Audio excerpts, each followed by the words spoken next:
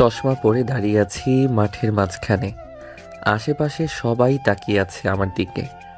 সবাই ভাবতেছে আমি হয়তো মূর্তি, এটার জন্য সবাই তাকিয়ে আছে। এমন সময় কয়েকটা মেয়ে আসলো। তাদের মধ্যে থেকে একটা মেয়ে বলতে লাগলো, এই ছেলে, এইভাবে মূর্তির মতো ঘুরোঘুরি করতেছিস কেন? এটা কলেজ, এটা অন্য কিছু না যে এইভাবে মূর্তির মতো ঘুরোঘুরি করবি। আর তোর পেছনে সব ছেলেমেয়েরা ঘুরোঘুরি করবে তোর সাথে ছবি তোলার জন্য। আরে আপু, আমি আবার কি করলাম? আমি তো আমার মতো করে চলাচল করতেছি, আর ওরা আমার পিছনে ঘুরঘুর করতেছে কেন? আমি কি বলেছি নাকি যে আমার পিছনে ঘুরঘুর করার জন্য? ওরা নিজের ইচ্ছা থেকেই তো ঘুরঘুর করতেছে। ও আচ্ছা, তাই নাকি? নিজের ইচ্ছে থেকে ঘুরঘুরি করতেছে? তুই একটু আমার সাথে সাথে আয় তো, তোকে একটা জিনিস দেখাবো। এরপরে তুই বলিস কে তোর পেছনে ঘুরঘুর করতেছে আর তুই কার পেছনে ঘুরঘুর করতেছিস। এই বলে নীলা আকাশের হাত ধরে টানতে টানতে নিয়ে চলে আসলো লেডিস ওয়াশরুমে। আকাশের অবস্থা পুরাই খারাপ, কারণ আগে কখনো লেডিস ওয়াশরুমে আসে নাই। নীলা আকাশকে দেওয়ালের সাথে ঠেসে ধরে বলতে লাগলো, কিরে, তোর কি সমস্যা?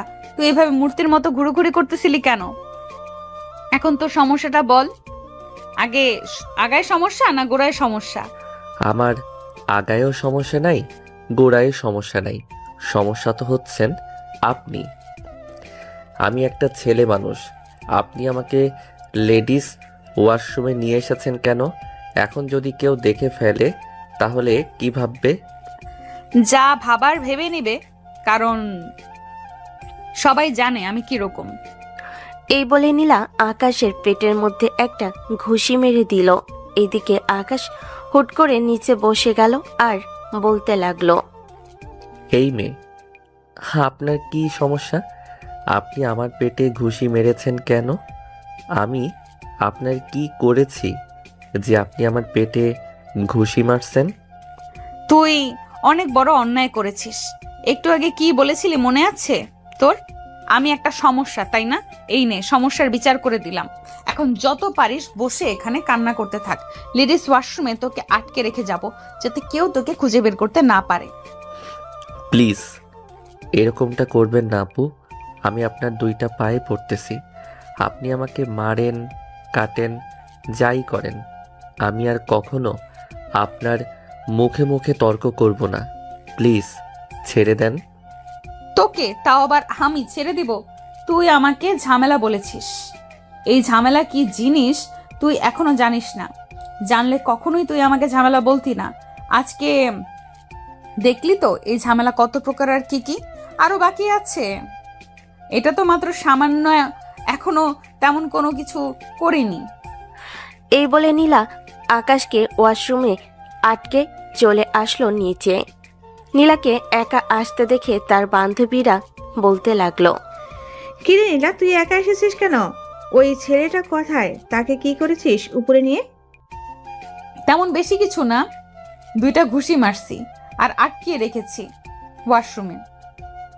কিছুক্ষণ পর যখন স্যার যাবে উপরে, তখন আমি আমার প্ল্যান কাজে লাগিয়ে তাকে কথা শোনাবো। ছেলেটাই কলেজে নতুন এসেছে আর তুই কি না তাকে এরকম করতেছিস? তুই আর শোধরাবি না নীলা। একদিন দেখিস ওই ছেলেটার প্রেমে পড়ে যাস না যেন। ছেলেটাকে দেখেই তো মনে হয়েছে প্লে বয়। বাকিটা কয়েকদিন যাইলে এরপর দেখা যাবে কি হয়। হয়েছে হয়েছে, আর ছেলের ব্যাপারে প্রশংসা করতে হবে না। এখন চলো মাঠের দিকে যাওয়া যাক। এই ছেলের জন্য আজকে আড্ডা দেওয়া হলো না। কিছুক্ষণ পর ক্লাস শুরু হয়ে যাবে। মাঠ থেকে ঘুরে আসি। শীতও পড়েছে হালকা, রোদ না পোহালে আবার আমার চলে না। এই বলে নীলা চলে আসলো ক্যাম্পাসের মাঠে। সবার সাথে বসে বসে গল্প করতেছে। এমন সময় একটা মেয়ে চিৎকার শুনতে পেল। সবাই দৌড়ে চলে আসলো চারতলায়। ওয়াশরুমের সামনে মেয়েটা দাঁড়িয়ে দাঁড়িয়ে কান্না করতেছে আর আকাশ দাঁড়িয়ে আছে। এমন সময় প্রিন্সিপাল স্যার আসলো। আকাশকে দেখে বলতে লাগলো, কি ব্যাপার আকাশ, তুমি এখানে কি করো? তোমাকে না কালকে বিকালে বলেছিলাম তুমি আজকে এসে সরাসরি আমার সাথে যোগাযোগ করবে? তুমি সরাসরি আমার সাথে যোগাযোগ না করে এখানে কি করো? স্যার, আমি তো আপনার কেবিনে যাচ্ছিলাম, কিন্তু ওই যে আপনার পেছনে দাঁড়িয়ে আছে একটা মেয়ে, ওই মেয়েটা আমাকে এখানে এনে মারধর করে আটকিয়ে রেখেছিল। পরে তো আমি বের হতে পারি নাই। এই মেয়েটা এসে দরজা খুলতেই আমাকে দেখে চিৎকার শুরু করেছে। আমি এই মেয়েটার কোনো কিছুই করি নাই। এই মেয়ে, তোমাকে কি এই ছেলেটা কোনো কিছু করেছে, নাকি তুমি এমনিতেই চিৎকার করছিলে? স্যার, আমি এমনিতেই চিৎকার করেছিলাম। এই ছেলেটা আমার কোনো কিছু করে নাই। আসলে হুট করে যদি এরকম একটা পরিস্থিতি হয় তাহলে কে না ভয় পাবে। আমি ভয় পেয়ে চিৎকার করেছি। ও আচ্ছা, ঠিক আছে। আকাশ, তুমি আমার সাথে আমার কেবিনে আসো। আর নীলা, তুমি কাজটা একদম ঠিক করো নাই। তুমি সর্বশেষ ব্যাচ, আর মাত্র 2 বছর পড়ালেখা করলে এরপরে তুমি এই কলেজ থেকে একেবারের জন্য চলে যাবে। সো এখন থেকে তুমি সাবধানে থাকো। স্যার, আমি এই কলেজের মেয়েদের লিডার। এই ছেলেটা ফাজলামি করছে এবং আমার সাথে খারাপ ব্যবহার করেছে, এটার জন্য তাকে আমি এখানে আটকে রেখেছিলাম। আর একটা মাত্র পেটে ঘুষি দিয়েছি। আর তুই শুনে রাখ, সামনে তোর জন্য অনেক বড় একটা কষ্ট আসিতেছে। তুই প্রিন্সিপাল স্যারের সাথে দেখা সাক্ষাৎ করে এরপরে আমার সাথে এসে দেখা সাক্ষাৎ করিস, তোর ভালোর জন্য বললাম। আপনার সাথে তাও আবার আমি দেখা করব? জিন্দেগিতেও না। চিন্তা কইরো না, আমিও ফাজিলের ডিব্বা। আমিও তোমাকে দেখে নিব। আরও তো 2 বছর আছো। এই 2 বছর এমন প্যারা দিব যে তুমি আমাকে তোমার চোখের সামনে থেকে সরাতে পারবে না, এই বলে দিলাম। এই বলে আকাশ প্রিন্সিপাল স্যারের সাথে চলে আসলো তার কেবিনে। প্রিন্সিপাল স্যার আকাশকে উদ্দেশ্য করে বলতে লাগলো, আরে আকাশ, তুমি ওই পাগল মেয়েটার সাথে কি নিয়ে এত ঝামেলা করো? আজকে তুমি প্রথম দিন মাত্র কলেজে এসেছো, আর প্রথম দিনেই কিনা তুমি এরকম ঝামেলা শুরু করে দিয়েছো। স্যার, আমি তো ঝামেলা করতে চাই নাই, ঝামেলা করেছে ওই মেয়েটা। আমি শুধু ওই মেয়েটাকে বলেছি সে একটা ঝামেলা। এটার বলার পরে ওই মেয়েটা আমাকে নিয়ে 4 তলায় আটকিয়ে রেখেছে। হ্যাঁ, ও আচ্ছা। এখন শোনো, নিয়মিত ক্লাস করতে হবে কিন্তু তোমার আব্বু আমাকে ফোন দিয়ে বলে দিয়েছে তোমার দেখাশোনা করার জন্য। তুমি যদি ফাজলামি করো কলেজে এসে, তাহলে কিন্তু আমি তোমার নামে তোমার আব্বুর কাছে বিচার দেব। হ্যাঁ, মনে রাখো। হ্যাঁ স্যার, বিচার দেওয়ার কোনো প্রয়োজন নেই, আমি তো আছি। ওই মেয়েকে যতক্ষণ আমি টাইট না দিব ততক্ষণ আমি ওই মেয়ের পিছু ছাড়ব না। তবে মেয়েটার রূপের প্রশংসা করতে হয়। দেখতে যেমন সুন্দরী, ঠিক তেমনি মেয়েটা রাগী, হুট করে রেগে যায়। হয়েছে, তোমাকে আর ওই মেয়ের প্রশংসা করতে বলি নাই। তুমি তোমার মতো চলো। এই নাও অ্যাডমিশন লেটার, গিয়ে ক্লাসরুমে বসো। তোমার বন্ধু বান্ধবরা সেই আগের থেকেই ভর্তি হয়ে গেছে, আর তুমি কিনা এত পরে ভর্তি হয়েছো। আকাশ বেকলের মতো একটা হাসি দিয়ে ওইখান থেকে সোজা চলে আসলো তার ক্লাসরুমে। তার বন্ধুদের সাথে গিয়ে বসে পড়ল। এমন সময় রবিন আকাশকে উদ্দেশ্য করে বলতে লাগলো, শালা, তুই ফাজিলের ডিব্বা হয়ে এত বড় একটা সিনিয়র মেয়ের কাছে এভাবে মায়ের খাইলি, আর মেয়েটাকে তুই কেন কিছুই করতে পারলি না? এটা কোনো কথা হলো? শালা, মেয়েটাকে কেন মারি নাই এটা কি আর তোরা জানবি? মেয়েটার রূপ দেখে আমি পাগল হয়ে গেছি। ইস, রেগে গেলে পুরা লাল টমেটোর মতো হয়ে যায়। এত সুন্দর মেয়ে হয় আগে জানতাম না। আমিও জানতাম না যে টিকটিকি কচু গাছের সাথে ফাঁসি দিয়ে মারা গেছে। আজকে শুনতে পারলাম তোর মুখ থেকে। শালা, আমার সাথে টিটকারি মারতেছিস, চিন্তা করিস না। আমার দিকে মাত্র কয়েকটা দিন খেয়াল করিস, এরপরে দেখিস ওই মেয়েকে আমার পিছনে পিছনে ঘোরাবো। আমি যদি না পারছি তাহলে আমার নাম আকাশ না, আমি আমার নাম পাল্টে ফেলে মাগুর মাছের বাচ্চা দিয়ে দিব। আমরা জানি তুই পারবি না। এখন থেকে মাগুর মাছের বাচ্চা ডাকা শুরু করি, কি বলিস তোরা? ঠিক আছে, তোরা ডাক। আর যদি আমি পারি তাহলে তোরা আমাকে কি দিবি সেটা বল। কি দিতে পারবো? তেমন বেশি কিছু তো দিতে পারবো না। যা, তোকে কথা দিচ্ছি, কাচ্চি ডাইনি নিয়ে খাবার খাওয়াবো যদি পারিস। ঠিক আছে, তোরা 3 জন টাকা রেডি রাখিস। আগামী 2 থেকে 3 মাসের মধ্যে এই মেয়েকে আমি পটিয়ে সটিয়ে বিয়ে করে ফেলবো। ঠিক আছে, 3 মাস না 4 মাসের সময় দিল। এই 4 মাসের মধ্যে তুই বিয়ে করবি এই মেয়েকে। এখন কিভাবে করবি না এটা আমরা চাই না। আর মায়ের গুতা খাইলে আমাদেরকে কিছু বলতে পারবি না, আমরা তোকে সাহায্য করতে পারবো না। এসব নিয়ে চিন্তা করার কোনো দরকার নেই। যেহেতু প্রথম বেলা মাইর খেয়ে ফেলেছি, দ্বিতীয় বেলা থেকে আর মাইর খাবো না আশা করি। কথায় আছে না, চোরের মন পুলিশ পুলিশ, ঠিক সেই রকম আমিও ওই মেয়ের সাথে চোরের মন পুলিশ পুলিশ খেলবো। আকাশ তার বন্ধুদের সাথে কথা বলতেছে। বেশ কিছুক্ষণ পর স্যার আসলো। কয়েকটা ক্লাস শেষ করে আকাশ চলে আসলো বাইরে। একা একা ঘোরাঘুরি করতেছে। এমন সময় পিছন থেকে কে যেন আকাশের শার্ট টেনে ধরলো। পিছনে ফিরতেই দেখতে পেল নীলা দাঁড়িয়ে আছে।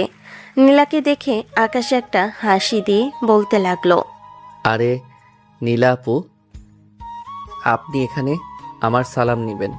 আপনাকেই তো খোঁজাখুঁজি করছিলাম। ওইদিকে একটা ছেলে আপনাকে ডাকতেছে, বলেছে যে সে নাকি আপনাকে লিপ কিস করবে। আমি অনেকবার বোঝানোর চেষ্টা করেছিলাম কিন্তু সে বুঝে নাই।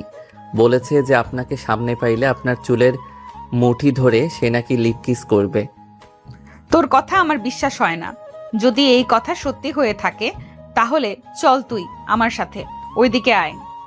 ঠিক আছে, যাইতে পারি, তবে আমাকেও কিছু দিতে হবে। যদি কিছু না দেন তাহলে আমি আপনার সাথে যাব কেন?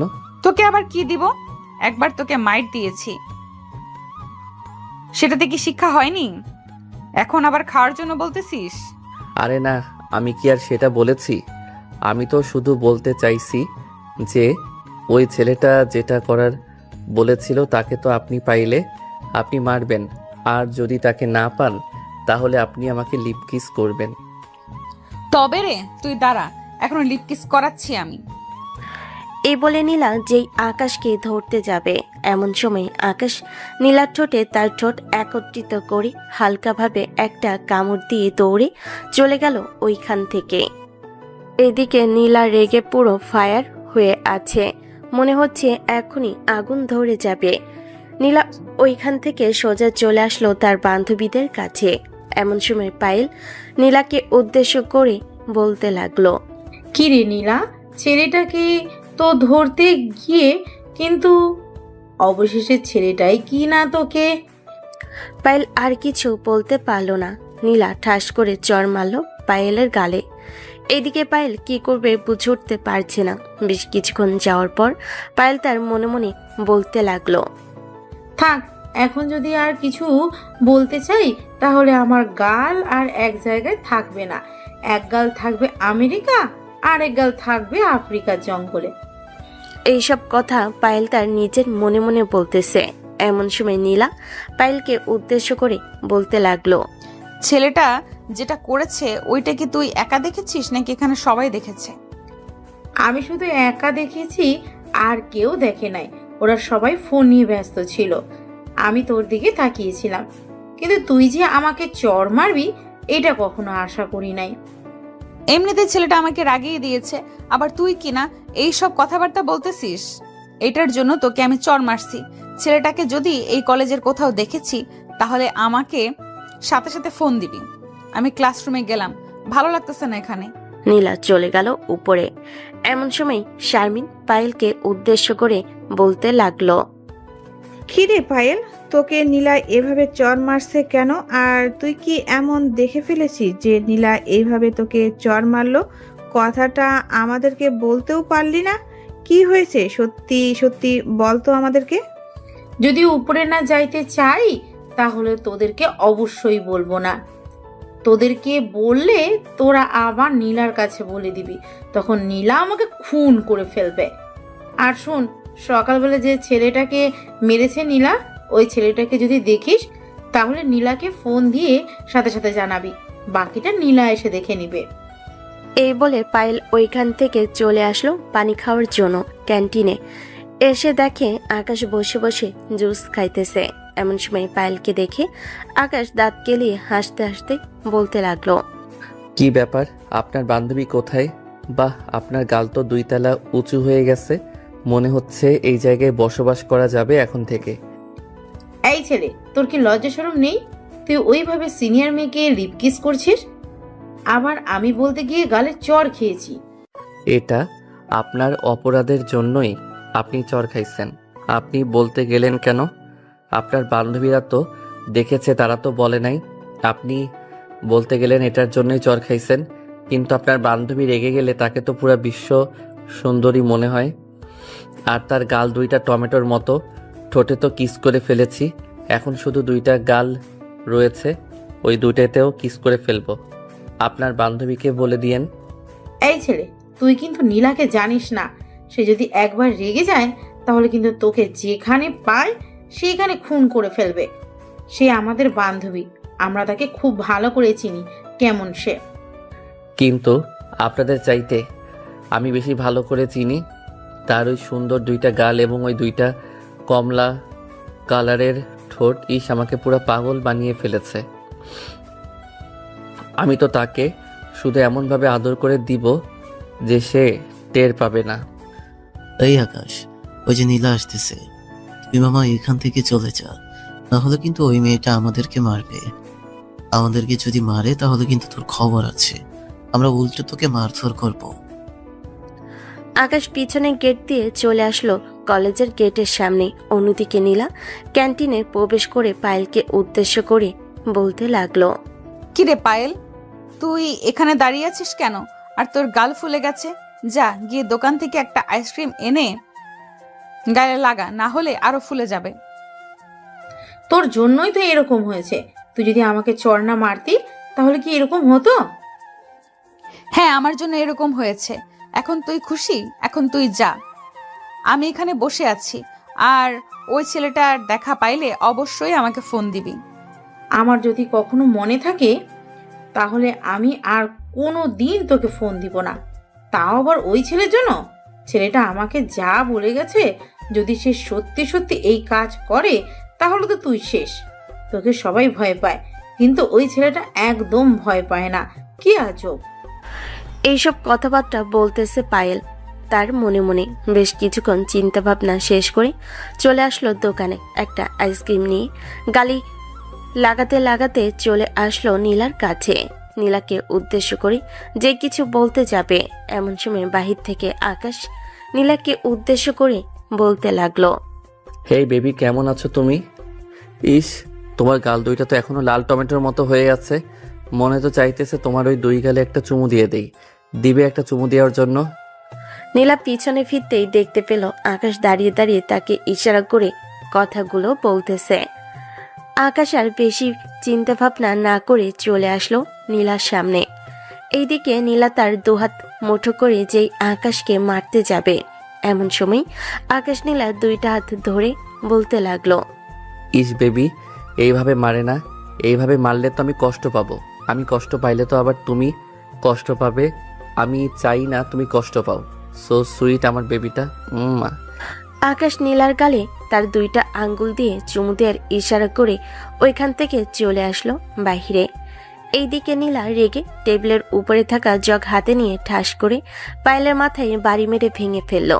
এইদিকে পায়েল জোরে চিৎকার করে বলতে লাগলো, এই কুত্তা, তুই ওর সাথে পারিস না, আমাদের সাথে কেন এরকম অত্যাচার করিস? দুইবার মেরেছিস। আজকে আমাকে তোর সাথে আর কোনো দিনও কথা বলবো না। এই বলে পায়েল চলে আসলো বাহিরে। তার বান্ধবীর কাছ থেকে বিদায় নিয়ে সোজা চলে আসলো বাসায়। কলিং বেল দিতেই পায়েলের আম্মু সে দরজা খুলে দিল।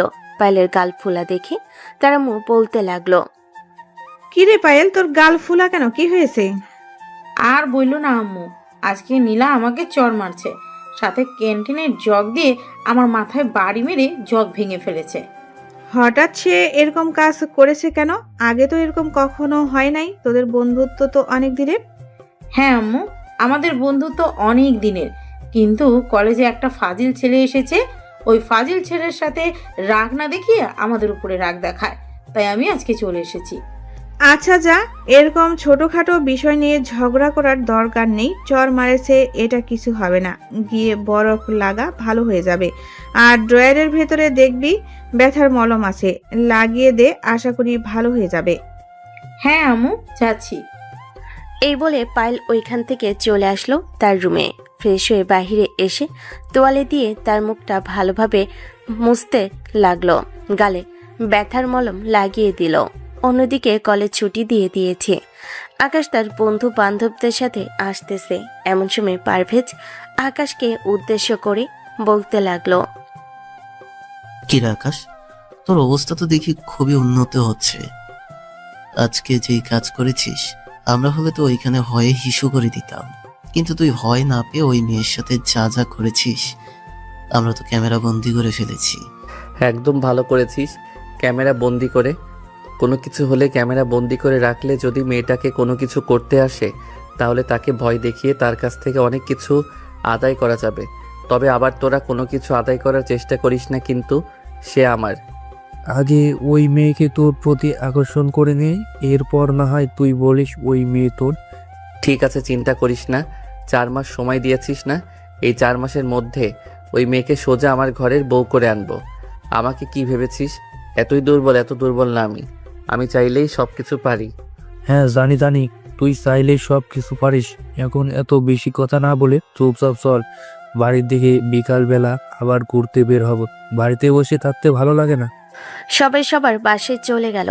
আকাশ তার পাশে এসে ফ্রেশ হয়ে খাওয়া দাওয়া করে বসে আছে। এমন সময় তার আম্মু বলতে লাগলো, কিরে আকাশ, আজকে কলেজের প্রথম দিন কেমন কাটলো তোর? কলেজে গিয়ে আবার দুষ্টুমি করিস নাই তো? আমি যেখানে সেখানে তো দুষ্টামি থাকবেই। তুমি তো খুব ভালো করে জানো আম্মু, তাহলে আবার জিজ্ঞেস করতেছো কেন দুষ্টামি করছি নাকি করি নাই? হ্যাঁ জানি, তুই যেখানে থাকিস সেখানে তো দুষ্টুমি হবে। এখন জটপট বলে ফেল, কার কার সাথে দুষ্টুমি করেছিস? কলেজের একটা সিনিয়র আপুর সাথে দুষ্টামি করেছি। তবে আম্মু, মেয়েটা কিন্তু দেখতে মাশাআল্লাহ অনেক সুন্দর। সে রেগে গেলে তার গাল দুইটা অনেক সুন্দরভাবে লাল টমেটোর মতো ফুলে ওঠে। ওইটা দেখতে আমার খুবই ভালো লাগে। থাক, বাকিটা আর বলতে হবে না, আমি বুঝে গেছি তুই কি করেছিস। এখন সত্যি করে বল, মেয়েটা কে, কি করে? পছন্দ হয়েছে নাকি পছন্দ হয় নাই? এতক্ষণ ধরে তোমাকে কি বলতেছে মেয়েটাকে আমার পছন্দ হয়েছে? পছন্দ না হলে কি তোমাকে এইগুলো বলতাম? তবে এখন কোনো কিছু করা যাবে না। আরও 2 থেকে 3 মাস যাক, এরপরে না হয় যা করার করব। মেয়েটাকে আরেকটু ভালোভাবে শাস্তি দিয়ে নেই, এরপর না হয় তাকে নিয়ে আসবে। কাকে নিয়ে আসার কথা হচ্ছে বাড়িতে? নতুন কেউ আসবে নাকি বেড়াতে? হ্যাঁ, নতুন একজন আসবে বলতেছে আম্মু।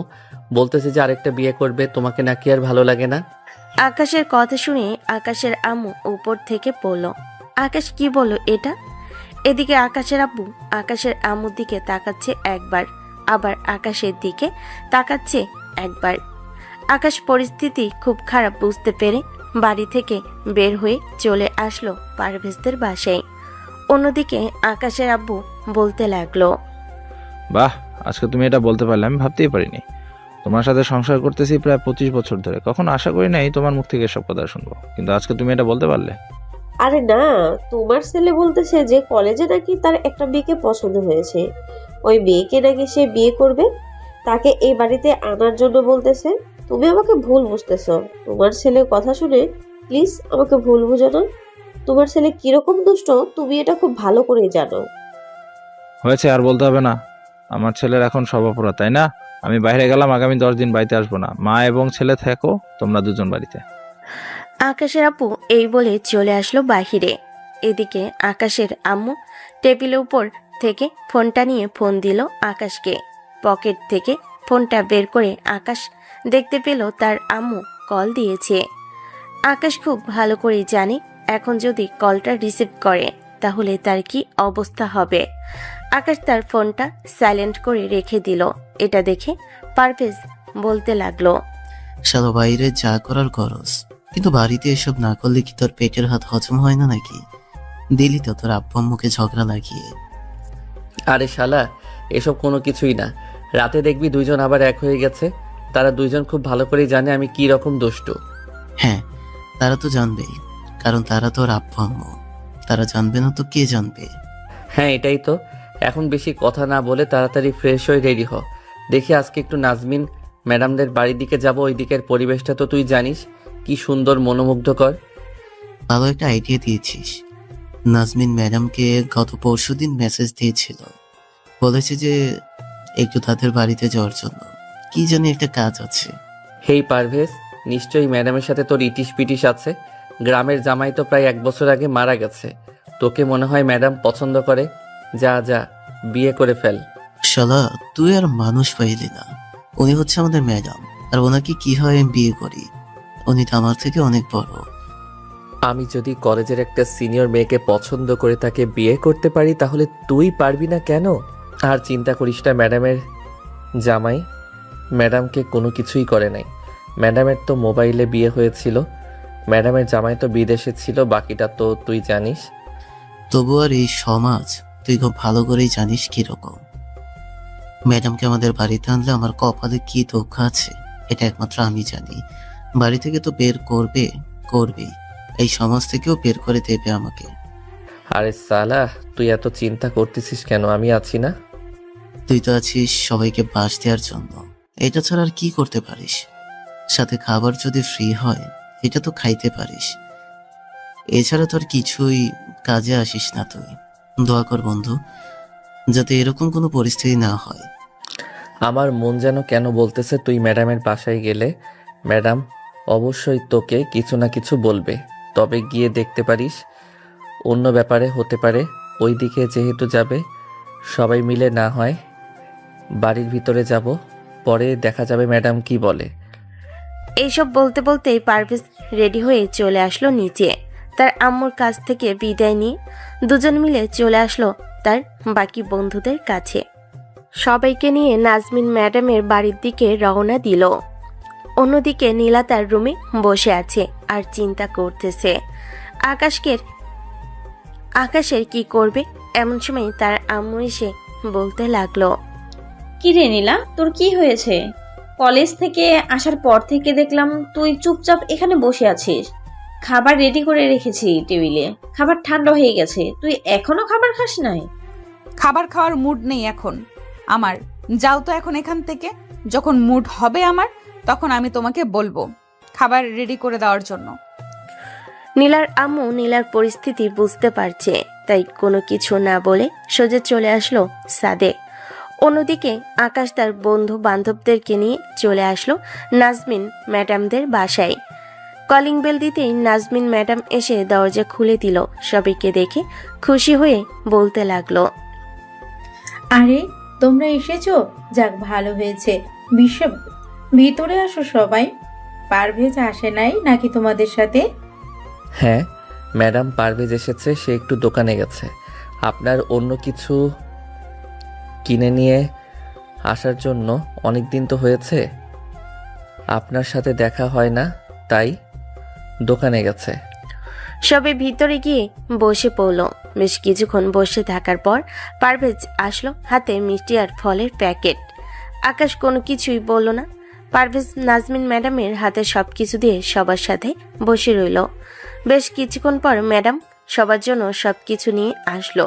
সবাইকে সবকিছু দিয়ে পারভেজকে উদ্দেশ্য করে বলতে লাগলো, পারভেজ, তুমি একটু আমার সাথে আমার রুমে আসো তো, তোমার সাথে জরুরি কথা আছে কলেজের ব্যাপারে।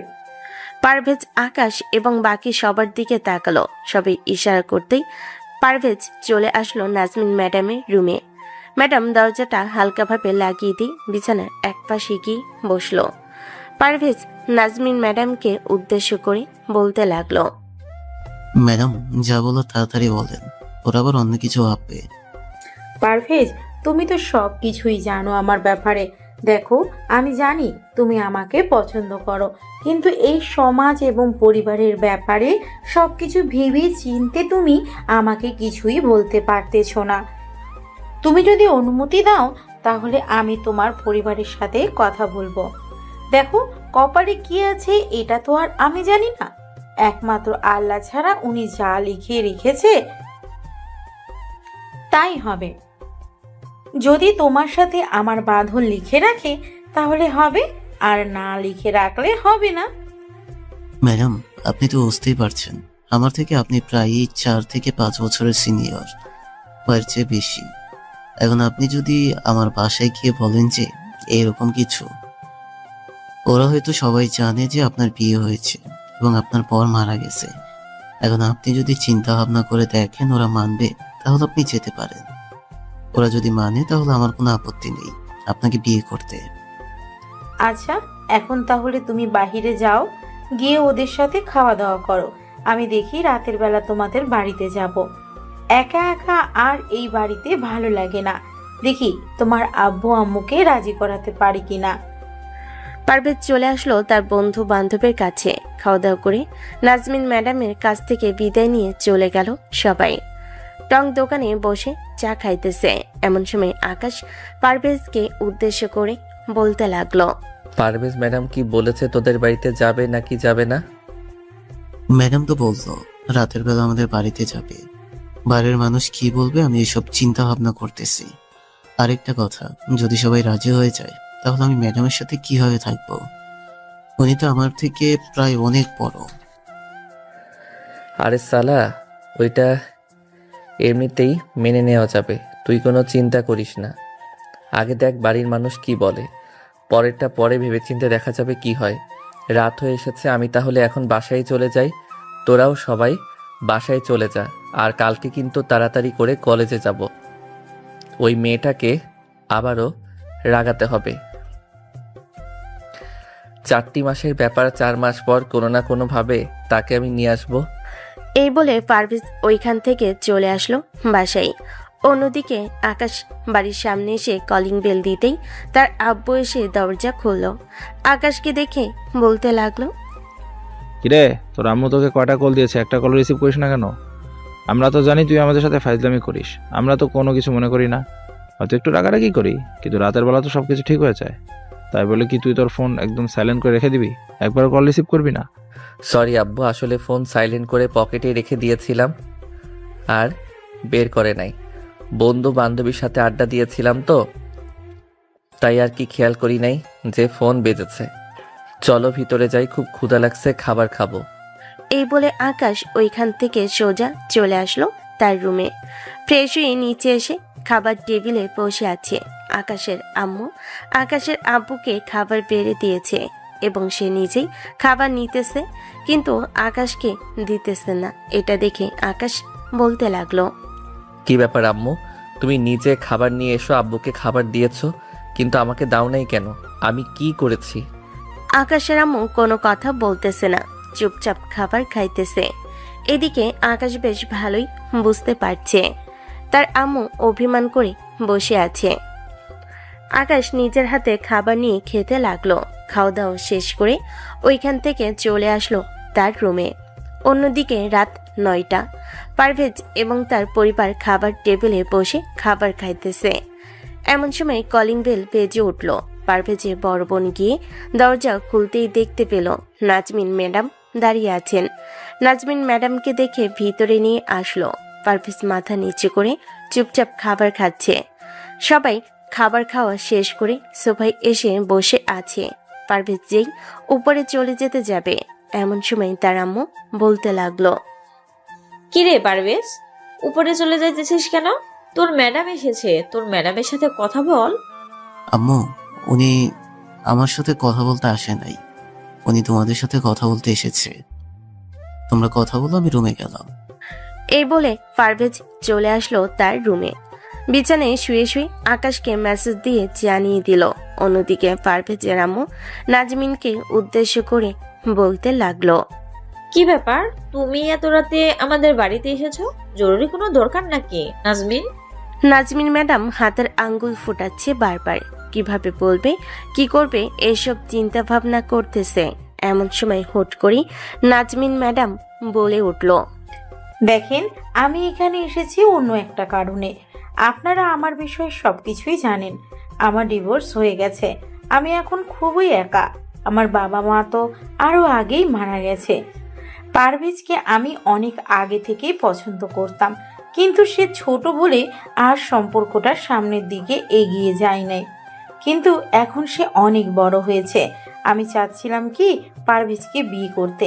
আপনারা হয়তো অনুমতি দিবেন না, আমি আপনাদের পায়ে পড়তেছি, প্লিজ মানা করবেন না। দেখো নাজমিন, আমাদের একটা সমাজ আছে, এই সমাজে তুমি এবং আমরা সবাই চলাচল করি। তোমার একবার ডিভোর্স হয়েছে, এটা মেনে নিলাম, কিন্তু পারভেজের সাথে তোমার বিয়ে দিলে সমাজ কি বলবে? ওরা তো পরে আমাদের মুখে আঙুল তুলে বলবে যে তোমার সাথে বিয়ে দিয়েছি। আরে নানান বিষয়ে কথাবার্তা বলবে। তুমি চিন্তা ভাবনা করতে পারতেছো? হ্যাঁ, আমি চিন্তা ভাবনা করতে পারতেছি না। আপনারা যদি না দেন তাহলে আমি আপনাদেরকে জোর করব না, ভেবে নিব যে আমার ভাগ্যে এটাই ছিল।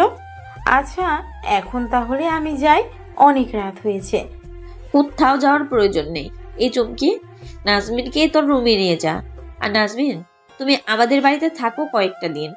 আমরা চিন্তা ভাবনা করে তারপরে তোমাকে জানাবো। আমি জানি হয়তো আপনারা রাজি হবেন না, আমি এই বাড়িতে থাকতে পারবো না। আমি আদেশ করেছি তোমাকে থাকতেই হবে। তুমি যদি আমার ছেলেকে চাও তাহলে আমার কথা মতো চলতে হবে। আমি তো আর এমনি এমনি তোমার হাতে আমার ছেলেকে তুলে দিতে পারি না। আগে তোমাকে দেখতে হবে আমার, এরপরে আমি যা সিদ্ধান্ত নেওয়ার তা নেব। যাও, এখন রুমে যাও, গিয়ে ঘুমাও, রাত অনেক হয়েছে। পারভেজ বারান্দায় দাঁড়িয়ে সবকিছু শুনছিল। সে বুঝতে পারছে তার মা হয়তো রাজি হয় নাই, তাই আর কোনো কিছু চিন্তা ভাবনা না করে সোজা চলে আসলো বিছানায়। শুয়ে পড়তে কখন যে ঘুমিয়ে গেছে খেয়াল নেই। অন্যদিকে নীলা তার রুমে বসে আছে আর কার সাথে যেন ফোনে কথা বলতেছে। বেশ কিছুক্ষণ কথা বলার পর কলটা কেটে দিয়ে ঘুমের দেশে পাড়ি জমালো। দেখতে দেখতে রাত পার হয়ে সকাল হলো। সকাল 7টা। আকাশ ঘুম থেকে উঠে ফ্রেশ হয়ে চলে আসলো নিচে। এসে দেখে তার আম্মু খাবার রান্না করে বসে আছে খাবার টেবিলে। আকাশকে দেখে বলতে লাগলো, আকাশ, খাবার খেয়ে নে, আবার তো কলেজে যাবি। হ্যাঁ আম্মু, আসতেছি। আকাশ খাবার টেবিলে বসে খাবার খাচ্ছে। অন্যদিকে পারভেজ ফ্রেশ হয়ে নিচে এসে খাবার খেয়ে বসে আছে। এমন সময় নাজমিন আসলো। পারভেজের আম্মুকে উদ্দেশ্য করে বলতে লাগলো, তুমি তাহলে এখন বাসায় চলে যাও, আবার তো কলেজ যেতে হবে। গিয়ে রেডি হয়ে এরপর কলেজে যাই। আর পারভেজ, তুমিও খাওয়া দাওয়া করে কলেজে যাও, ঠিক মতো ক্লাস করবে। তোমাকে তো সবসময় বাহিরে দেখি, ক্লাস করো না মনে হয়। পারভেজ মাথা নিচু করে খাবার খাচ্ছে। এমন সময় পারভেজ মাথা নিচু করে খাবার খাচ্ছে। নাজমিন যেই চলে যেতে যাবে, এমন সময় পারভেজের আম্মু বলতে লাগলো, কোথাও যাওয়ার প্রয়োজন নেই। খাবার খেয়ে এরপরে পারভেজের সাথে তুমি কলেজে যাবে। পারভেজ, তুই নাজমিনকে নিয়ে এখন থেকে কলেজে যাবি। পারভেজ তার আম্মুর মুখের দিকে হাঁ করে তাকিয়ে আছে। কি বলবে বুঝে উঠতে পারছে না। পারভেজ শুধু মাথা নাড়ল। বেশ কিছুক্ষণ পর দুজন খাওয়া দাওয়া করে চলে আসলো কলেজে। পারভেজ একা একা বসে আছে। এমন সময় আকাশে আসলো। পারভেজকে হালকাভাবে ধাক্কা দিয়ে বলতে লাগলো, কি রে, এভাবে চুপচাপ বসে আছিস কেন? ইয়োগা করতেছিস নাকি যে এইভাবে বসে আছিস? না, একটা জিনিস নিয়ে চিন্তা ভাবনা করতেছি। ম্যাডাম তো কালকে আমাদের বাড়িতে ছিল, সবকিছু আব্বা আম্মুকে বলেছে। এখন ওরা মনে হয় রাজি হয়ে গেছে। রাজি হয়ে গেলে তো আলহামদুলিল্লাহ। আর তুই এত চিন্তা ভাবনা করতেছিস কেন? আমি জানি তুই এই সমাজকে নিয়ে চিন্তা ভাবনা করতেছিস, তাই না? হ্যাঁ, আমি এই সমাজকে নিয়ে চিন্তা ভাবনা করতেছি। কিভাবে কি করব বুঝতে পারতেছি না। কেউ যদি এসে জিজ্ঞেস করে ডিভোর্সে মেয়েকে বিয়ে করেছে, তাহলে কি বলবো? এইসব চিন্তা ভাবনা তুই একদম ঝেড়ে ফেলে দে। আমার কথা শোন, তোকে একটা উদাহরণ দেই। ইসলামে বয়সে বড় মেয়ে বিয়ে করা সম্পূর্ণ হালাল, বৈধ, এবং এতে কোনো নিষেধ নেই। বরং ইসলামে বয়সের দিকে না তাকিয়ে ধর্ম, চরিত্র, নৈতিকতা ও পারস্পরিক বোঝাপড়াকে বেশি গুরুত্ব দেয়। নবী করিম সাল্লাল্লাহু আলাইহি এর নিজেই তার প্রথম স্ত্রী হজরত খাদিজা রাদিয়াল্লাহু তাআলা আনহুকে বিয়ে করেছিলেন, যিনি তার থেকে প্রায় 15 বছর বড় ছিলেন। তাদের দাম্পত্য জীবন ছিল অত্যন্ত সুখী ও সম্মানজনক। এটি প্রমাণ করে যে বয়সে বড় নারীকে বিয়ে করা ইসলামে একদমই দোষের নয়, বরং এক উত্তম দৃষ্টান্ত। এখন বুঝেছিস কেন বলেছি? হ্যাঁ, এটা না হয় আমি এবং আমার পরিবার বুঝতাম, কিন্তু সমাজ তাদেরকে কি বলবো? শালা, বারবার সমাজ আর সমাজ করিস না তো। আর একবার যদি তোর মুখ দিয়ে সমাজ নামক জিনিসটা বের হয় তাহলে তোর খবর আছে। আকাশ পারভেজের সাথে কথা বলতেছে। এমন সময় পিছন থেকে কে যেন আকাশের শার্ট টেনে ধরল। পিছনে ফিরতেই দেখতে পেল নীলা তার শার্ট টেনে ধরেছে। আকাশ নীলার কথা একদম ভুলে গিয়েছিল। এখন নীলাকে দেখে তার সবকিছু মনে পড়ে গেল। আকাশ কি বলবে বুঝে উঠতে পারছে না। এমন সময় নীলা বলতে লাগলো, কিরে, তুই কালকে আমাকে যা যা করেছিলি এইটার জন্য এখন থেকে শাস্তি পেতে হবে। এখানে শাস্তি দিব না, চল তোকে অন্য জায়গায় নিয়ে গিয়ে শাস্তি দিব। এখানে শাস্তি দিলে তোর জন্য সমস্যা হবে এবং আমার জন্য। এই বলে নীলা আকাশের শার্টের কলার ধরে টানতে টানতে নিয়ে চলে আসলো কলেজের পিছনে। নারিকেল গাছের সাথে হেলান দিয়ে দাঁড় করিয়ে রেখেছে আকাশকে। নীলা আকাশকে উদ্দেশ্য করে বলতে লাগলো, কালকে তুই আমার ঠোঁটে কিস করেছিস এবং আমার গালেও তুই ধরেছিস। এইটার জন্য তোকে এখন কি শাস্তি দিব বল? বেশি কিছু না, কালকে যা যা করেছিলাম আজকেও সেম তাই করে দাও, তাহলে এটাই আমার শাস্তি হয়ে যাবে। উড়ে এসে জুড়ে বসেছিস তাই না? মেরে চামড়া তুলে নিব। তুই জুনিয়র, এইটার জন্য তোকে শেষবারের মতো মাফ করে দিলাম। আর একবার যদি আমার সাথে এরকম ব্যবহার করেছিস তাহলে কিন্তু তোর খবর আছে। যা এখান থেকে। ইস কুত্তা, তোকে আর একবার পাই এরপরে দেখবি তোর কি অবস্থা করি। তুই ছোট বলে তোকে ছেড়ে দিয়েছিলাম, কিন্তু তুই তো দেখি একটা আস্ত হারামির বাচ্চা। যেভাবে ইচ্ছা সেইভাবেই তুই চলাফেরা করছিস। এটা হতে দিব না। তোকে আর একবার সামনে পাই। এবার তো কোনো কিছুই করি নাই, পরের বার তুই দেখ। আবার ওয়াশরুমে বন্দি করে রেখে ন্যাংটো করে রেখে দিব, যাতে তুই আর মেয়েদের সামনে আসতে না পারিস। একদম রাতের বেলা ছাড়া, যাতে তুই এই কলেজ থেকে বের হতে না পারিস। কিরে, তুই কখন আসলি এখানে? তোকে তো দেখলাম না। আমি তো এইমাত্র আসলাম। তোকে পুরো কলেজ খুঁজে ফেলেছি, পরে এই দিকে আসতেছি তখন দেখি তুই এখানে দাঁড়িয়ে আছিস। এখানে একা একা কি করিস তুই? কিছু না, এমনিতে এসেছিলাম। চল যাই তাহলে ওইদিকে। আর বাকি সবাই এসেছে নাকি? না, বাকি সবাই আসা নাই, তবে কিছুক্ষণের মধ্যে চলে আসবে। আমি ফোন দিয়েছিলাম, ওরা রাস্তায় আছে বলছে। ও আচ্ছা, চল তাহলে যাই। এই বলে নীলা ওইখান থেকে চলে আসলো কলেজ ক্যাম্পাসে। বেশ কিছুক্ষণ দাঁড়িয়ে থাকার পর সকল বান্ধবীরা আসলো, সবার সাথে চলে আসলো ক্লাসরুমে। অন্যদিকে আকাশ এক দৌড়ে ক্লাসরুমে এসে আগে থেকেই বসে আছে। আকাশকে আগে দেখে পারভেজ বলতে লাগলো, কিরে শালা, তোকে পুরো কলেজ খুঁজে বেড়ালাম কিন্তু কোথাও পাইলাম না, আর তুই আমাকে না বলে এখানে বসে আছিস। বাহিরে কি কারোর সাথে কোনো কিছু করেছিস নাকি? হ্যাঁ রে মামা, আবারও নীলার সাথে ইটিস পিটিস করেছি। নীলা আমাকে দৌড়ানি দিয়ে ক্লাসরুমে পাঠিয়েছে। তবে এবার যদি তার সামনে যাই, সে আমাকে আস্ত চিবিয়ে খাবে, এটা আমি 100% শিওর দিয়ে বলতেছি। তার মানে এইবার তুই অনেক গভীরভাবে কিস করেছিস, তাই না? অনেক গভীরভাবে কিস করেছি। এটার জন্যই তো বললাম, আমাকে যদি দেখে তাহলে আস্ত চিবিয়ে খাবে। দুজন কথা বলতেছে। এমন সময় ক্লাসরুমের ভিতরে প্রবেশ করলো আরো কয়েকজন শিক্ষার্থী। আকাশ এবং পারভেজ চুপ করে রইল। প্রায় 20 মিনিট পর ম্যাডাম আসলো ক্লাস করাচ্ছে। দীর্ঘ 35 মিনিট ক্লাস করানোর পর ম্যাডাম চলে গেল।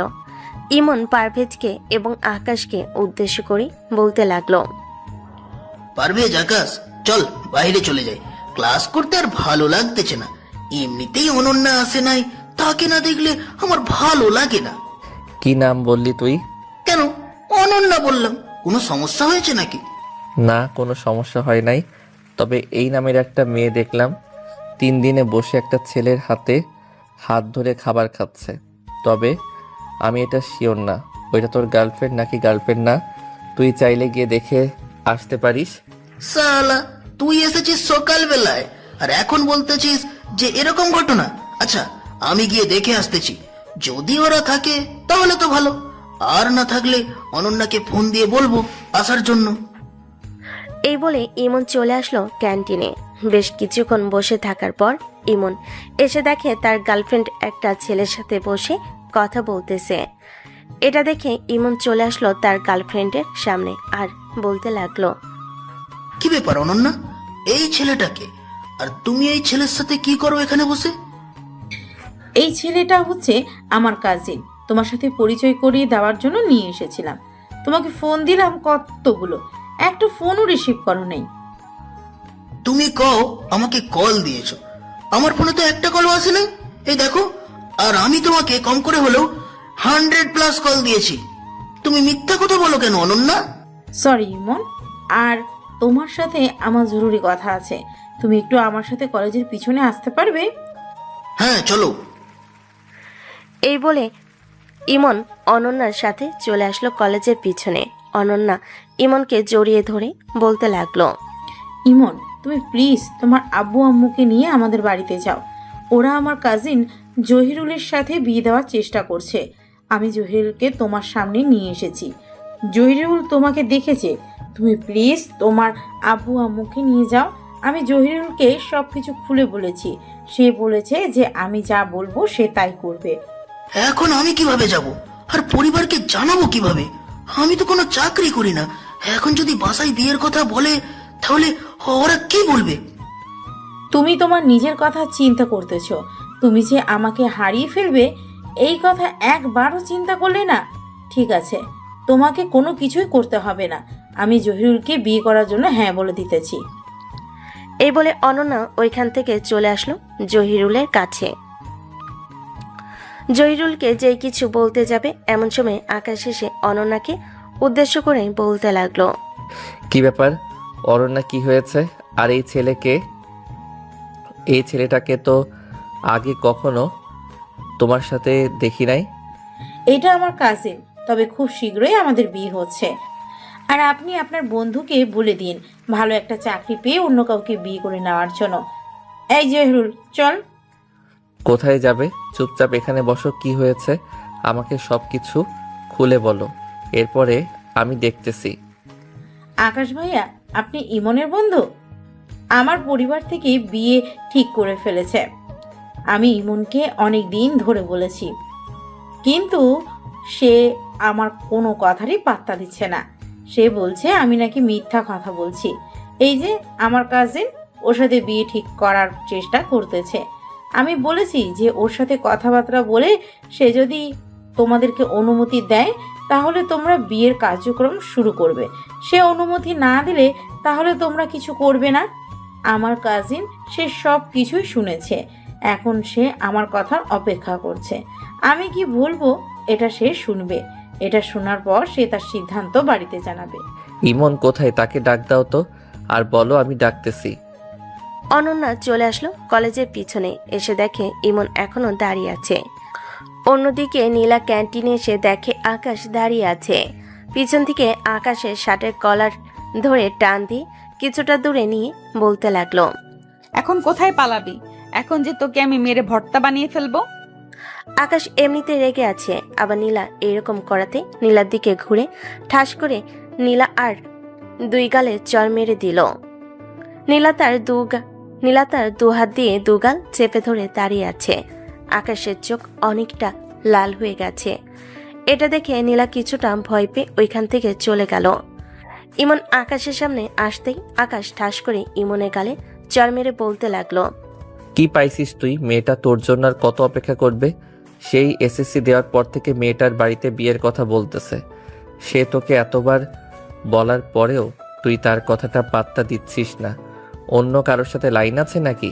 লাইন থাকলে অনন্যাকে বলে দে, সে তার কাজিনকে বিয়ে করে নিবে। আর যদি বলতে না পারিস তাহলে নির্লজ্জের মতো মাথা নিচু করে তোর মায়ের কাছে গিয়ে বলবি যে তুই বিয়ে করবি, তাও আবার এখন 1 ঘন্টার মধ্যে। তুই তোর মা বাবাকে রাজি করিয়ে আমাকে ফোন দিবি। এরপরে আমি যাব তোদের বাড়িতে, বাকিটা পরে আমি সামনে নিব। ইমন গালে হাত দিয়ে এখনো সেই একই জায়গায় দাঁড়িয়ে আছে। 4-5 মিনিট হয়ে গেছে, এখনো ইমন যাইতেছে না। এটা দেখে অনন্যা বলতে লাগলো, আকাশ ভাইয়া, ইমনকে আর কিছু বলার দরকার নেই। এই জহিরুল চল, বাড়িতে গিয়ে আমরা আমাদের সিদ্ধান্ত জানিয়ে দিই। আমি তোকে বিয়ে করতে রাজি আছি, চল এখন। এই বলে অনন্যা চলে গেল। এইদিকে আকাশ ইমনকে উদ্দেশ্য করে বলতে লাগলো, নিজের কথা চিন্তা করেছিস, কিন্তু মেয়েটার কথা চিন্তা করিস নাই। তোকে খুব পস্তাতে হবে। চিন্তা করিস না। মেয়েটা যদি তোর কাজিনকে বিয়ে করে তাহলে তুইও আমাদের বন্ধুত্ব থেকে অনেক দূরে চলে যাবি। এই তোরা এখানে দাঁড়িয়ে আছিস কেন? চল ক্লাসরুমে। এই বলে সবাই চলে গেল ক্লাসরুমে। অন্যদিকে ইমন বাড়িতে এসে তার আব্বু আম্মুকে উদ্দেশ্য করে বলতে লাগলো, আব্বু আম্মু, আমি বিয়ে করব, তোমরা এখনই আমার সাথে যাবে। আমি যে মেয়েকে পছন্দ করি ওই মেয়ের পরিবারের সাথে কথা বলবে এবং আমাদের বিয়ে ঠিক করবে। তারা রাজি না হলেও তোমাদেরকে রাজি করাতেই হবে। আমি আর কিছু বলতে চাই না তোমাদেরকে। তাকে যদি আমি না পাই তাহলে আমি আত্মহত্যা করব। এই বলে ইমন সোফায় বসে পড়ল। বেশ কিছুক্ষণ পর ইমনের আম্মু আব্বু রেডি হয়ে ইমনকে নিয়ে চলে আসলো অনন্যাদের বাসায়। অনন্যা জানতো যে ইমন আসবে। অন্যদিকে নীলা চুপচাপ গাছের নিচে বসে আছে। এমন সময় পায়েল এসে বলতে লাগলো, কিরে নীলা, এভাবে গালে হাত দিয়ে বসে আছিস কেন? মন খারাপ নাকি? কেউ থেকে বকা দিয়েছে? কেউ বকা দিলে যে মন খারাপ করতে হয় এটা কি কোনো জায়গায় লেখা আছে? আর তুই এখন আমার সামনে থেকে চলে যা, না হলে কিন্তু আমি অনেক রেগে যাব। পায়েল পরিস্থিতি বুঝে ওইখান থেকে চলে গেল। দেখতে দেখতে বিকেল হয়ে আসলো। কলেজ ছুটি দিয়ে দিতে আকাশ চলে আসলো বাসায়। অন্যদিকে নীলা রাস্তার এক সাইডে দিয়ে হেঁটে হেঁটে যাইতেছে। এমন আর মনে মনে বলতেছে, এই ছেলে আমাকে চর মেরেছে, এই ছেলের চরের বিচার তো করতেই হবে। কিভাবে বিচার করব? এভাবে তো কোনো কিছুই করা যাবে না। এভাবে যতই চাই তাকে হাতের কাছে পাবো না, আর পাইলেও তেমন কিছু করতে পারবো না। কিভাবে করব একটা আইডিয়া তো বের করতেই হবে। এইসব চিন্তা ভাবনা করতে করতে রাস্তার এক সাইড দিয়ে নীলা বাড়ির দিকে যাইতেছে। বাড়ি কিছুটা সামনে আসতে নীলা মনে মনে বলতে লাগলো, একমাত্র বিয়ে ছাড়া আর কোনো উপায় নেই আমি দেখতেছি। কিন্তু আমি যদি এই ছেলেকে বিয়ে করি তাহলে তো ও আমার প্রেস্টিজ পাঞ্চার করে দেবে, পাঞ্চার হয়ে যাবে। প্রেস্টিজ পাঞ্চার হলে হবে, তবু এই ছেলেকেই বিয়ে করতে হবে আমার। কিভাবে করব তাও তো চিন্তা ভাবনা করতে হবে। বাড়িতে বললে তো আর তারা মানবে না, কারণ সে অনেক ছোট। এখন যা করার তাড়াতাড়ি করতে হবে, না হলে আবার অন্য মেয়ে যদি চলে আসে তাহলে তো সমস্যা। ওই মেয়ের জন্য তো কোনো কিছুই করতে পারবো না। এইসব ভাবতে ভাবতেই বাড়ির ভিতরে প্রবেশ করলো নীলা। বেশ কিছুক্ষণ বসে থাকার পর নীলার আম্মু আসলো। নীলাকে উদ্দেশ্য করে তার আম্মু বলতে লাগলো, কি রে নীলা, কি হয়েছে তোর? মন এত খারাপ কেন? কেউ কিছু বলেছে নাকি? না আম্মু, এমন কোনো কিছু বলে নাই। আমি চিন্তা ভাবনা করেছি যে বিয়ে করব, তবে আমার থেকে জুনিয়র ছেলেকে বিয়ে করব। না, এটা কখনোই হবে না। তোর সাথে জুনিয়র ছেলেকে বিয়ে দিলে কিভাবে হবে? এটা আমি পারবো না। না, এটা তোমরা না পারলেও পারতে হবে। আমি যে সিদ্ধান্ত নিয়েছি এটাই শেষ সমাধান। আমি 1 মাসের সময় দিলাম, 1 মাস পর ওই ছেলের বাড়িতে যাইবা। তোমরা বাড়িতে গিয়ে এরপরে আমাদের বিয়ের কথাবার্তা বলবা। ঠিক আছে, তোর এতই যখন ইচ্ছে হয়েছে ওই ছেলেকেই বিয়ে করার, তাহলে ওই ছেলের সাথে তোর বিয়ে দেব। এখন তুই ফ্রেশ হয়ে আয়, খাবার খাবি। নীলা চলে গেল তার রুমে। অন্যদিকে আকাশ তার রুমে বসে আছে। এমন সময় তার ফোনটা বেজে উঠল। তাকিয়ে দেখে পারভেজ কল দিয়েছে। কলটা রিসিভ করতেই ওপাশ থেকে পারভেজ বলতে লাগলো, এই আকাশ, তুই যে দুপুরবেলা নীলা আপুর গালে চড় মারছিস, কিন্তু নীলা আপু তো কি কোনো কিছুই করলো না পরে?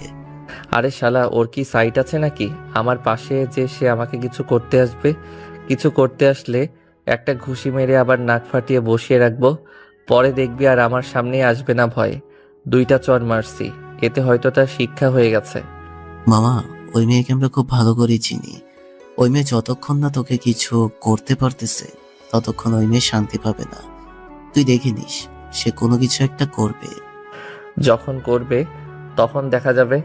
এখন এত চিন্তা ভাবনা করিস না তো। ইমনের তো বিয়ে ঠিক হয়ে গেছে। শালা দেখেছিস, আমি যদি কিছু না বলতাম তাহলে এই শালা তার মত পাল্টে ফেলতো। হ্যাঁ, তুই একদম ঠিক কাজ করেছিস। তার গালে চর মেরে না হয়তো সে কখনোই তার আব্বু আম্মুকে গিয়ে বলতো না। এখন তুই বিয়ে করে ফেললে পরে আমি বিয়ে করে ফেলবো। ঠিক আছে, আমার বিয়ে খাওয়ার জন্য রেডি থাক। 4 মাস পর আমি বিয়ে করব, এর আগে বিয়ে করব না। এসব কথাবার্তা বলতেছে আকাশ। এমন সময় দেখতে পেল স্ক্রিনের উপরে ইমনের নাম্বার। ইমন কল দিয়েছে। কলটা কেটে দিয়ে 3 জন গ্রুপ কলে এসে কথা বলতে লাগলো। তোর চড় খাওয়া ছাড়া আর কি হতে পারতো আমার বিয়ে? তুই এক কাজ কর, পারভেজ এবং বাকি সবাইকে একটা করে চড় মেরে দে, দেখবি কয়েকদিনের ভেতরে তাদেরও বিয়ে হয়ে যাবে। হ্যাঁ, ওই শালা, আমরা কি কোনো অপরাধ করেছি নাকি যে আকাশের হাতে চর খেতে যাব? আমার এত সুন্দর নরম গাল তৈরি করেছে আমার বউয়ের জন্য, আর তুই বলতেছিস যে আকাশের হাতে চর খাইতাম, তাই না? আকাশের হাতে চর খাইলে আগামী 1 বছর গালে দাগ লেগে থাকবে। এসব হাসি ঠাট্টা করতে করতে রাত 9টা বেজে গেল। আকাশ কলটা কেটে দিয়ে নিচে এসে খাবার টেবিলে বসে আছে। এমন সময় আকাশের আম্মু বলতে লাগলো, আকাশ, আমি ভাবতেছিলাম যে একটা বিয়ে করব। আকাশের আব্বুর কথা শুনে আকাশের আম্মু এবং আকাশ দুজন হা করে তাকিয়ে রইল। এটা দেখে আকাশের আব্বু বলতে লাগলো, আরে তোমরা এভাবে হাঁ করে তাকিয়ে আছো কেন? আমি আমার বিয়ের কথা বলিনি, আমি আকাশের বিয়ের কথা বলেছি। কিন্তু তুমি তো প্রথমে বললে তুমি একটা বিয়ে করবে। আকাশ, তোর আব্বুর মতিগতি আমার একদম ভালো লাগছে না। তোর আব্বুকে বলে দে, যদি এই বাড়িতে আবার আরেকটা বিয়ে করে নিয়ে আসে, তাহলে বুটটা জানোর বাড়ি দিতে দিতে বের করবো এই বাড়ি থেকে। হায় আল্লাহ, তুমি আমাকে উঠায় নাও। এই দুজনের মাঝখানে পড়ে আমি আমার জীবনটা বরবাদ করে ফেলতেছি। এই দুজনকে একটা বললে আরেকটা বুঝে। কি, আমরা দুজন তোমার জীবন বরবাদ করে দিতেছি? যাও, খাবারই খাবো না তোমার এই বাড়িতে। এই আকাশ, আমি আমার রুমে গেলাম। এই বলে আকাশের আম্মু চলে গেল রুমে। অন্যদিকে আকাশ তার আব্বুকে উদ্দেশ্য করে বলতে লাগলো, আমার যদি ক্ষমতা থাকতো তাহলে আমি ওই 2 আকাশ উপরে চলে যেতাম এতক্ষণে। আমি তোর বিয়ের কথা বলতেছি, আর তোর আম্মু শুনেছে আমি বিয়ে করব। থাক, তুই বসে খেতে থাক, আমি রুমে যাই। তোর আম্মুকে নিয়ে আসি কিছুক্ষণ পর, তুই খাওয়া দাওয়া করে রুমে চলে যা। আকাশের আব্বু চলে আসলো রুমে। আকাশের আম্মুকে নিয়ে সোজা চলে আসলো নিচে। এসে দেখে আকাশ খাওয়া দাওয়া করে চলে গেছে। আকাশ তার বিছানায় শুয়ে আছে। এমন সময় নীলার কথা মনে পড়ল। আকাশ তার হাতের দিকে তাকাতেই সে ক্যান্টিনে ঘটে যাওয়া ঘটনাগুলো মনে পড়ে গেল। আকাশ মনে মনে মুচকি হাসি হাসতেছে আর মনে মনে বলতেছে, থাক, মেয়েটাকে অনেক জ্বালিয়েছি, কালকে গিয়ে ক্ষমা চেয়ে নিব, তাহলে হয়তো মেয়েটা আর কোনো কিছু করবে না আমাকে। চিন্তা ভাবনা করতে করতে আকাশ ঘুমিয়ে এসে বাড়ি জমালো। পরের দিন সকাল 7টা। আকাশ ঘুম থেকে উঠে ফ্রেশ হয়ে নিচে চলে এসে খাওয়া দাওয়া করে 9টায় চলে গেল কলেজে। মাঠে সেই আম গাছের নিচে বসে আছে। এমন সময় নীলা আসলো। নীলাকে দেখে আকাশ যে কিছু বলতে যাবে, এমন সময় নীলা বলতে লাগলো, এই ছেলে, আই এম রিয়েলি সরি। তোর সাথে অনেক খারাপ ব্যবহার করেছি, অনেক খারাপ ব্যবহার। আর খারাপ ব্যবহার করব না। আমি তো চাই আমার সাথে খারাপ ব্যবহার করেন, আবার আরেকটা কিস করে দেই। এখন তো কেউ নেই, তাহলে আবার আপনি আমার সাথে খারাপ ব্যবহার করা শুরু করবেন। দেখ, এখন কিন্তু মন মেজাজ একদমই ভালো আছে। তুই আবার খারাপ করে দিলে কিন্তু অনেক খারাপ হবে তোর, এই বলে দিলাম। ইস, সিনিয়র আপু তো রেগে পুরা লাল হয়ে গেছে। আমি তো এটাই চাই। মা, এই বলে আকাশ নীলার গালে চট করে একটা চুমু দিয়ে আবারও তার জায়গায় গিয়ে বসে পড়ল। নীলা যেই আকাশকে গলা টিপে ধরতে যাবে, এমন সময় প্রিন্সিপাল স্যার এসে নীলাকে উদ্দেশ্য করে বলতে লাগলো, কি ব্যাপার নীলা, তুমি এখানে কি করো? আর আকাশ, আজকে তুই এত তাড়াতাড়ি চলে এসেছিস? আমি একটু তাড়াতাড়ি এসেছি বন্ধু বান্ধবের সাথে আড্ডা দিব বলে। আর আপনিও তো দেখি তাড়াতাড়ি চলে এসেছেন। বাসায় কি ঝগড়া হয়েছে নাকি আন্টির সাথে আরেকটা বিয়ে করবেন বলে? কিরে, তুই জানলি কি করে আমি যে আরেকটা বিয়ে করার কথা বলেছি? জানি, রাতের বেলা তো আমি ভূত হয়ে আপনার বাড়িতে গিয়ে বসে থাকি, আপনার সব কথাই জানি। চিন্তা কইরেন না, কালকে আপনাকে বের করে দিবে বাড়ি থেকে। আকাশ, তুই যদি আর তোর এই মুখ দিয়ে কোনো কথা বের করেছিস তাহলে তোর খবর আছে। হ্যাঁ, বলে প্রিন্সিপাল স্যার চলে গেল তার কেবিনে। নীলা শান্ত গলায় আবারও আকাশকে বলতে লাগলো, আকাশ, তুই যদি আর একবার আমাকে কিছু করার চেষ্টা করিস তাহলে সত্যি সত্যি তোর জীবনে অশান্তি বয়ে আনবো আমি। গেলাম আমি এখন। এই বলে নীলা ওইখান থেকে চলে গেল। অন্যদিকে আকাশ বসে আছে। বেশ কিছুক্ষণ পর তার বন্ধু বান্ধবরা আসতেই তাদের সাথে আড্ডা দিয়ে কয়েকটা ক্লাস করে চলে আসলো বাহিরে। এসে দেখে নীলা বান্ধবীদের সাথে কথা বলতেছে। এমন সময় পারভেজ আকাশকে উদ্দেশ্য করে বলতে লাগলো, কি রে আকাশ, নীলা কি তোকে আজকে কিছু করে নাই? শালা, আমাকে কি করবে? আমাকে কোনো কিছুই করতে পারবে না, উল্টো আমাকে সরি বলেছে সকালবেলা এসে। পরে আমি আরেকটা কিস করেছি, তখন আমাকে গলা টিপে ধরতে চাইছিল, কিন্তু প্রিন্সিপাল স্যার আসার কারণে ধরতে পারে নাই। পরে প্রিন্সিপাল চলে যাওয়ায় আবারও সে আমাকে সরি বলে চলে গেছে। আকাশের কথা শুনে সবাই অবাক হয়ে রয়েছে। যে মেয়ে পুরো কলেজকে ভয় দেখিয়ে রাখে, সে মেয়ে কিনা আকাশের কাছে মাপ চেয়েছে। তারা মানতে পারছে না। বেশ কিছুক্ষণ আড্ডা দেওয়ার পর সবাই বাসায় চলে গেল। দেখতে দেখতে কেটে গেল 1 মাস। এই 1 মাসে নীলা আকাশকে অনেক কিছু বলে নাই, কিন্তু আকাশ নীলাকে অনেক বিরক্ত করেছে, কিছু কিস করেছে। রাতে খাবার টেবিলে বসে আছে নীলা এবং তার আপু আম্মু। এমন সময় নীলা তার আম্মুকে উদ্দেশ্য করে বলতে লাগলো, আম্মু 1 মাস আগে তোমাকে কি বলেছিলাম মনে আছে? হ্যাঁ মনে আছে। আমি চাইছিলাম যে কালকে তাদের বাসায় যাইতে। তুইও যাবি নাকি? না, আমি যাব না। তোমরা শুধু ছেলের পরিবারকে আমার পিক দেখাবে। যদি পছন্দ হয় তাহলে তারা যদি বিয়ে দিতে রাজি হয়, বলবে যে কালকে বিয়ে হবে, তাও আবার রাতের বেলা। নীলা, তুই পাগল হয়েছিস? তুই আমার একমাত্র মেয়ে, তোকে যদি আমি ভালোভাবে বিয়ে না দিয়ে বাড়ি থেকে বিদায় দিই, তাহলে আশেপাশের লোকেরা কি বলবে? আমি আমার বিয়ে যেভাবে চাই সেভাবেই চলবো, করব। এখানে তোমরা কোনো কিছু বলতে পারবে না। তোমাদেরকে যেটা বলেছি সেটাই করো। নীলা খাওয়া দাওয়া করে চলে গেল তার রুমে। বিছানায় শুয়ে মনে মনে বলতে লাগলো, মিস্টার আকাশ, আপনাকে 1 মাস দেখেছি।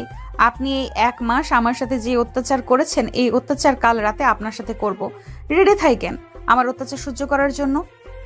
নীলা মনে মনে এসব বলতেছে, অন্যদিকে আকাশ তার মনে মনে বলতে লাগলো, কি ব্যাপার, এই 1 মাস তো এই মেয়েটাকে অনেক জ্বালালাম, কিন্তু এই মেয়ে তো কোনো কিছুই বলে নাই। নিশ্চয়ই নতুন ফোন দিয়ে এটেছে, এটার জন্যই এরকম করতেছে। যাই হোক, আর কয়েকটা দিন দেখি, পরে না হয় কলেজে যাওয়া বন্ধ করে দিয়ে আব্বুর সাথে অফিসে যাব। এইসব চিন্তা করতে করতে আকাশও ঘুমের দেশে পাড়ি জমালো। পরের দিন সকাল 10টা। আকাশ চলে গেল কলেজে। অন্যদিকে নীলার আব্বু আম্মু আকাশদের বাড়িতে বসে আছে। আকাশের আব্বু আম্মুকে নীলার পিক দেখাতেই ওরা রাজি হয়ে গেল বিয়ে করানোর জন্য। যাক, আলহামদুলিল্লাহ আপনারা রাজি হয়ে গেছেন। তবে এখানে একটা শর্ত আছে, বিয়েটা কিন্তু আজকে রাতেই হতে হবে। আমার মেয়ে বলে দিয়েছে যে সে নাকি বিয়ে করলে আজকে রাতেই করবে, যেহেতু আপনারা রাজি হয়ে গেছেন। কিন্তু এটা তো ঠিক না, আপনাদের একমাত্র মেয়ে, আমাদেরও একমাত্র ছেলে। আমরা তো চাইছিলাম আয়োজন করে এরপর নিয়ে আসার জন্য। আমিও চাইছিলাম আয়োজন করে বিদায় দেওয়ার জন্য, কিন্তু আমার একমাত্র মেয়ে, তার মনের ইচ্ছা মতো তাকে আমি চলতে দিয়েছি। আজকেও আমি বারণ করি নাই। আপনার কাছে রিকোয়েস্ট করতেছি, আজকে রাতে এই যাতে বিয়েটা হয়। আচ্ছা, রিকোয়েস্ট করার দরকার নেই, আজকে রাতেই বিয়ে হবে। আকাশের আব্বু, তুমি আকাশকে ফোন দিয়ে বলে দাও যে তার বন্ধু বান্ধবকে নিয়ে চলে আসার জন্য বাসায়। তার রুমটা যাতে ভালোভাবে সাজিয়ে দেয়। আর বোমার পিক কিন্তু আকাশকে দেখাবে না। ঠিক আছে বিআই সাহেব, আপনারাও তাহলে আপনাদের মেয়েকে রেডি করে সন্ধ্যার দিকে নিয়ে চলে আসবেন। নাকি আমার যেতে হবে আপনাদেরকে নিয়ে আসার জন্য? যেতে হবে না, আমরা আসতে পারবো। নীলার আব্বু আম্মু আকাশদের বাড়ি থেকে চলে আসলো নীলাদের বাড়িতে। নীলাকে সবকিছু বলার পর নীলা তার বান্ধবীদেরকে ফোন দিয়ে সবকিছু বলে দিল। অন্যদিকে আকাশ তার সকল বন্ধু বান্ধবদেরকে নিয়ে চলে এসেছে বাড়িতে। সোফায় বসে আছে। এমন সময় আকাশের আব্বু বলতে লাগলো, তোমাদেরকে এখানে কেন ডেকেছি জানো তোমরা? আকাশে আজকে রাতে বিয়ে, আকাশে বাসর ঘর সাজাবে তোমরা, এটার জন্য তোমাদেরকে ডেকে নিয়ে এসেছি। আঙ্কেল, সত্যি বলতেছেন আপনি? আজকে আকাশের বিয়ে? হ্যাঁ, আজকে আকাশের বিয়ে। এই নাও, এখানে 20,000 টাকা আছে বাসর ঘর সাজানোর জন্য। যা যা কিছু লাগে সবকিছু নিয়ে আসো। মানে বুঝলাম না, আমাকে না জানিয়ে না কিছু বলে তোমরা বিয়ে ঠিক করে ফেলেছ, আর আমি তো মেয়েকে এখনো দেখলাম না। এত কিছু দেখার প্রয়োজন নেই, আমরা দেখতেছি না, এটাই যথেষ্ট। যা, এখন বাজারে গিয়ে সবকিছু নিয়ে আয়। আকাশ এবং তার বন্ধু বান্ধব চলে আসলো বাজারে। সবকিছু নিয়ে এসে বাসর ঘর সাজাতে লাগলো। দেখতে দেখতে সন্ধ্যা হয়ে আসলো। সন্ধ্যা 7টা। নীলার আব্বু আম্মু নীলাকে নিয়ে চলে এসেছে আকাশদের বাসায়। কাজীও চলে এসেছে। নীলা কবুল বলে ফেলেছে। আকাশ অপেক্ষা করতেছে কাজী সাহেব মেয়েটার নাম কি বলবে। এমন সময় কাজী সাহেব বলতে লাগলো, আলমগীর সাহেবের একমাত্র মেয়ে আদিবা জাহান নীলাকে অর্ধাঙ্গিনী হিসেবে গ্রহণ করিয়ে থাকলে বলেন আলহামদুলিল্লাহ কবুল। 3 বার বলবেন আলহামদুলিল্লাহ কবুল। আলহামদুলিল্লাহ। আপনাদের বিয়ে সম্পন্ন হয়েছে। এখন মোনাজাত ধরেন। সবাই মোনাজাত ধরল। কাজী সাহেব খাওয়া দাওয়া করে টাকা নিয়ে চলে গেল। দেখতে দেখতে রাত 10টা বেজে গেল। আকাশ এখনো নীলার মুখ দেখতে পারে নাই। 11টা বাজতেই আকাশের আম্মু আকাশকে উদ্দেশ্য করে বলতে লাগলো, আকাশ যা রুমে যা, বৌমা একা একা বসে আছে, তোর বন্ধু বান্ধবরা তো চলে গেছে, তুই এখন রুমে যা। আকাশ চলে আসলো রুমের ভিতরে। দরজাটা খুলে ভিতরে গিয়ে ভালোভাবে লাগিয়ে দিয়ে খাটের কাছে আসতে নীলা খাট থেকে নেমে পা ধরে সালাম করলো আকাশকে। আকাশ নীলাকে উঠিয়ে তার হাতে দেনমোহরের পাওনা টাকা দিয়ে বিছানায় উঠে গেল। নীলা ইয়া বড় একটা ঘোমটা দিয়ে বসে আছে। দুজন চুপচাপ। কেটে গেল আধা ঘন্টা। এমন সময় নীলা বলে উঠল, কি ব্যাপার, আমার মুখ দেখবেন না নাকি? নীলার গলার স্বর শুনে আকাশ নড়ে চড়ে বসলো। ঘুমটা ওঠাতেই দেখতে পেল নীলা তার হাতের ছুরি নিয়ে বসে আছে। এটা দেখে আকাশ ভয় পেয়ে কিছুটা দূরে চলে এলো। এমন সময় নীলা আকাশের পা ধরে টান মেরে তার কাছে নিয়ে আসলো। আকাশের গলা টিপে ধরে বলতে লাগলো, 1 মাস আমাকে জ্বালিয়েছিস অনেক। আজকে রাতে তোকে আমি এই ছুরিটা দিয়ে টুকরো টুকরো করে কেটে নদীর জলে ভাসিয়ে দেব। আমাকে টুকরো টুকরো করে কেটে বসিয়ে দিলে তো আপনি বিধবা হয়ে যাবেন, আর পুলিশ জানতে পারলে তো আপনাকে দূরে নিয়ে যাবে। ধরে নিয়ে গেলে যাবে, তারপরেও আমি আজকে তোকে এমন মার মারবো তুই যাতে উঠে দাঁড়াতে না পারিস। এই বলে নীলা তার ঘুমটা ফেলে দিয়ে আকাশকে উড়াধুরা মারতে লাগলো। দীর্ঘ 2 ঘন্টা মারার পর আকাশকে লাথি মেরে বিছানা থেকে নিচে ফেলে দিল আর বলতে লাগলো, 2 ঘন্টা মারলাম, এখন যদি তোর শরীরে শক্তি থাকে তাহলে তুই তোর হক আদায় করার জন্য বাসর করতে পারিস, বাধা দেব না। আহ উফ আহ ইস, পুরো শরীর মাইরা তক্তা বানায়া এখন বলতেছে আমার হক আদায় করার জন্য। হ্যাঁ, হে আল্লাহ, দয়া করি আমাকে শক্তি দাও যাতে আমি এই মেয়েকে আজকে রাতে আদর করতে করতে মেরে ফেলতে পারি। মারতে পারলে মেরে ফেল, আমি বাধা দেব না। আকাশ কোনো রকম নিচ থেকে উঠে নীলার ঠোঁটের সাথে ঠোঁট একত্রিত করে দিল। বেশ কিছুক্ষণ এইভাবে যাওয়ার পর আকাশ নীলাকে ছেড়ে দিয়ে বলতে লাগলো, এখন শরীরে পাওয়ার এসেছে, দেখি কিভাবে আমার হাত থেকে রক্ষা পাও। আকাশ নীলার উপরে উঠে তার পুরো শরীরে কিস করতে লাগলো। নীলা 2 ঘন্টা মারার প্রতিশোধ নিবে আকাশ এখন।